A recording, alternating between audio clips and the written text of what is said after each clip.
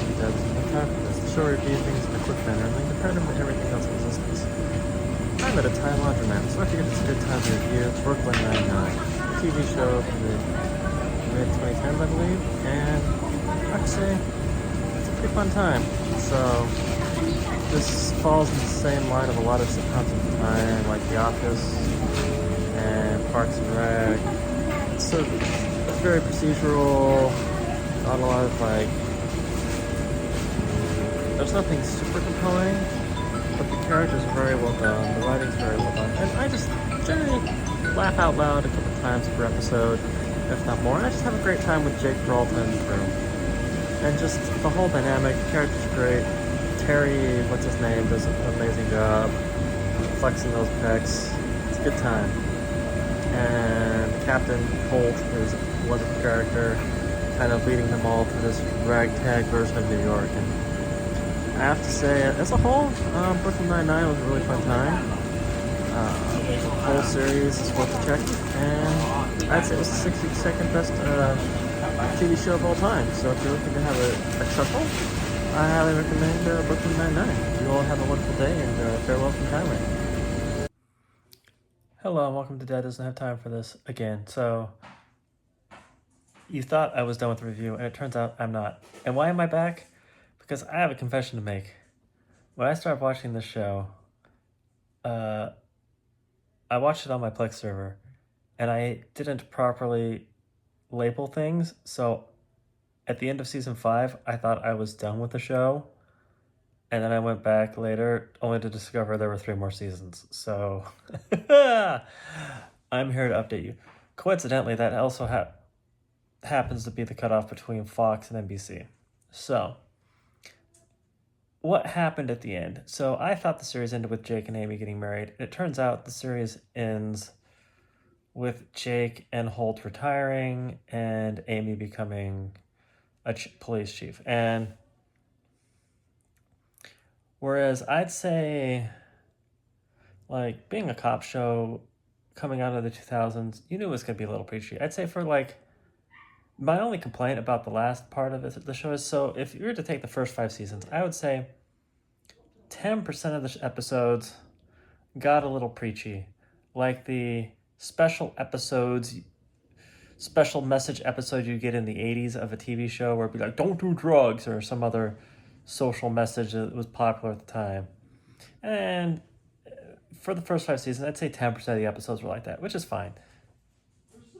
And the last 3 seasons, it moves up to 25% of the episodes.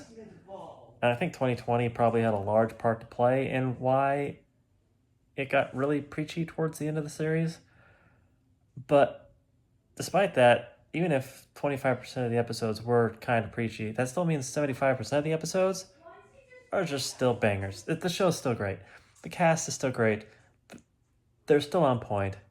Just because it got a little weird for a few episodes doesn't mean the series was ruined. So the show is still great.